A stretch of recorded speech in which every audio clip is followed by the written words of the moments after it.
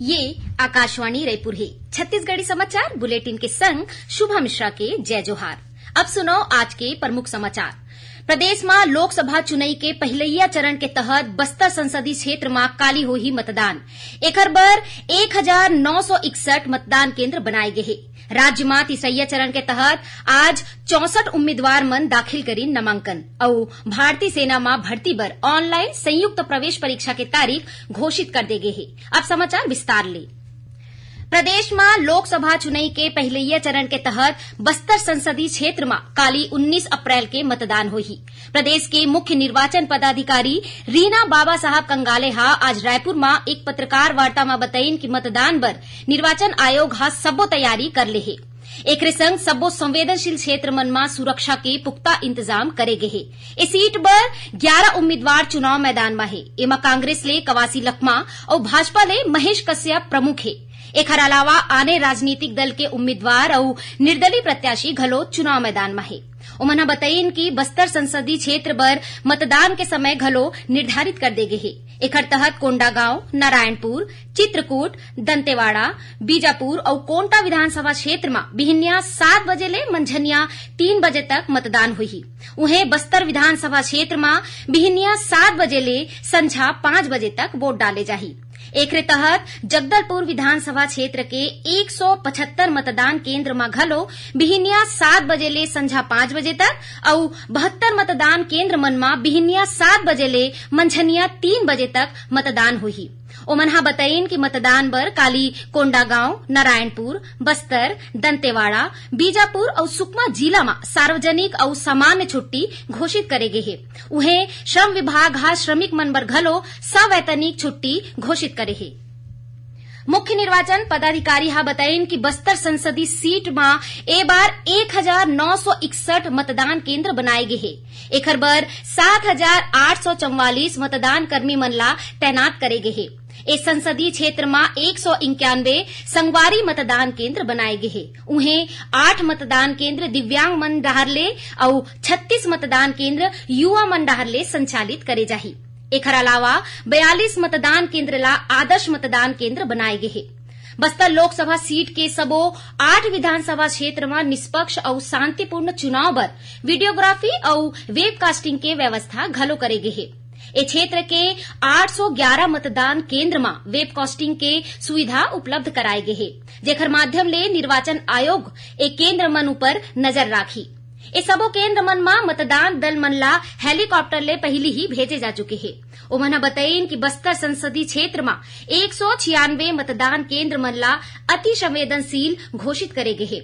सबो मतदान केंद्र मन में मतदाता सहायक बूथ स्थापित करे जाही, जेमा BLO मतदाता मन ला उखर नाम और सरल क्रमांक ढूंढे में मदद करही। प्रदेश में लोकसभा चुनाव के तीसरैया चरण के तहत आज कुल 64 उम्मीदवार मन नामांकन दाखिल करीन। अब तक तीसरैया चरण के तहत 7 सीट पर 121 उम्मीदवार नामांकन दाखिल करे है।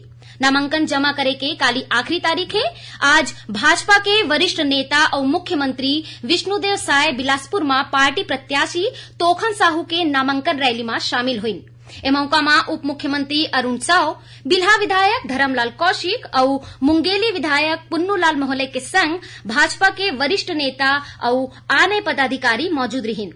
एकर मन संग रैली के शक्ल में जिला कलेक्टोरेट पहुंच के तोखन साहू अपन नामांकन दाखिल करीन। एकर बाद श्री साय कोरबा पहुंच के पार्टी उम्मीदवार सरोज पांडे के समर्थन में आयोजित रैली में शामिल हुई। श्री साय के अलावा प्रदेश भाजपा के आने नेता मन के संग कलेक्टोरेट पहुंच के सरोज पांडे अपन नामांकन पत्र दाखिल करी। ओती जांजगीर चांपा लोकसभा सीट ले कांग्रेस प्रत्याशी डॉक्टर शिव कुमार डहरिया पार्टी कार्यकर्ता और पदाधिकारी मन के संग आज अपन नामांकन जमा करी।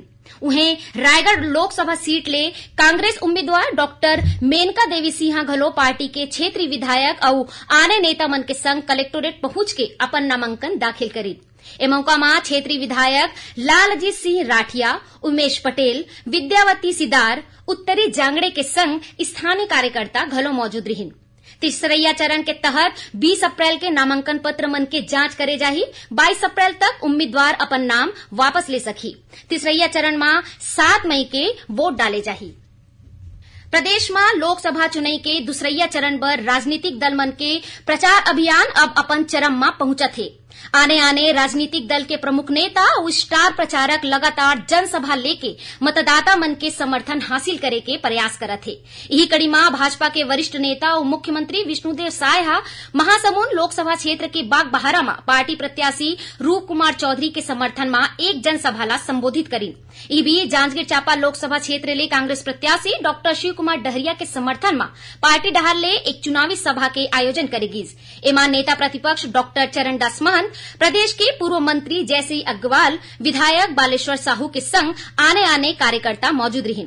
सभाला संबोधित करत हुए डॉक्टर महंत उम्मीद जतायन कि ए दरी लोकसभा चुनाव में कांग्रेस के स्थिति पिछलैया चुनाव के अपेक्षा ज्यादा अच्छा हुई। इसी बीच कांग्रेस के स्टार प्रचारक प्रियंका गांधी वाड्रा 21 अप्रैल के कांकेर लोकसभा क्षेत्र में अवैया बालोद जिला के हथौद में जनसभा संबोधित करी। मुख्यमंत्री विष्णुदेव साय कांकेर जिला के छोटे बेठिया थाना क्षेत्र में पाछू हुए मुठभेड़ के संबंध में कांग्रेस ऊपर माओवादी मन ला संरक्षण देके आरोप लगाए है। श्री साय कहीन कि कांकेर के मुठभेड़ ला फर्जी बताइया कांग्रेस नेता के बयान ले स्पष्ट है कि ओहा माओवादी ला संरक्षण देके काम करत रहे है। उमना कहीन कि बस्तर के जनता कांग्रेस के ए रवैया ला बर्दाश्त नहीं करही। श्री साय कहीन कि प्रधानमंत्री और केंद्रीय गृह मंत्री के नेतृत्व और मार्गदर्शन में राज्य सरकार माओवादी मन के खिलाफ निर्णायक लड़ाई लड़के जल्दी ही प्रदेश ला इस समस्या ले मुक्त कराही। उमन कहीन के माओवादी मन के सबले सुरक्षित जगह कहे जाने वाला छोटे बेटिया में सुरक्षा बल के जवान मन 29 माओवादी मन ला मार गिला है, जिन माओवादी मन के ऊपर करेगे अब तक के सबले बड़े सर्जिकल स्ट्राइक है। भारतीय सेना में भर्ती बर ऑनलाइन संयुक्त प्रवेश परीक्षा के तारीख घोषित कर दे गए है। ये परीक्षा 22, 23, 24, 25, 29 और 30 अप्रैल के होही। एकर अलावा 2 और 3 मई के घलो प्रवेश परीक्षा ले जाही। ए परीक्षा में भारतीय सेना के वेबसाइट में पंजीयन करैया उम्मीदवार शामिल हो सकी। ए परीक्षा 3 पाली में आयोजित करे जाही। सेना भर्ती कार्यालय के अनुसार ए बार अग्निवीर कार्यालय सहायक के पद पर आवेदन करैया उम्मीदवार मन के टाइपिंग टेस्ट घलो ऑनलाइन परीक्षा केंद्र मन में ही ले जाही। ए परीक्षा बर प्रवेश पत्र भारतीय सेना के वेबसाइट ले डाउनलोड करे जा सकत है। छत्तीसगढ़ में रायपुर के अलावा भिलाई, दुर्ग, बिलासपुर और जगदलपुर ला परीक्षा केंद्र बनाए गए हैं। सारंगगढ़ में पाछू 1 महीना के अंदर 2 युवक मन के हत्या के विरोध में आज सारंगगढ़ बंद के आह्वान करे गए है। चैम्बर ऑफ कॉमर्स के स्थानीय इकाई के आह्वान में करेगे बंद शांतिपूर्ण रहीस। एकर समर्थन में आज ज्यादातर व्यापारी मन अपन दुकान बंद राखिन। व्यापारी मन जिला प्रशासन ले कानून व्यवस्था के संबंध में ज्ञापन सौंपिन और आपराधिक घटना ला रोके बर कड़ा कदम उठाए के अपील करीन। रेलवे गर्मी के मौसम में यात्री मन के ज्यादा संख्या ला देखत हुए पूरी निजामुद्दीन समर स्पेशल ट्रेन शुरू करे है। ए ट्रेन बिलासपुर ले होके चलही। एमा कुल 10 फेरा होही। ए ट्रेन में सबो यात्री ला कंफर्म सीट के सुविधा दे जाही। अपन पहली फेरा के तहत ए ट्रेन 19 अप्रैल के पूरी रे रवाना होही। आखिर में प्रमुख समाचार एक घाव फेर। प्रदेश में लोकसभा चुनाव के पहलैया चरण के तहत बस्तर संसदीय क्षेत्र में काली होही मतदान। एकर बर 1961 मतदान केंद्र बनाए गए हैं। राज्य में तीसरैया चरण के तहत आज 64 उम्मीदवार मन दाखिल करी नामांकन और भारतीय सेना में भर्ती बर ऑनलाइन संयुक्त प्रवेश परीक्षा के तारीख घोषित कर दे गए है। एक संग छत्तीसगढ़ी समाचार बुलेटिन इहे सिरावत है। जय जोहार।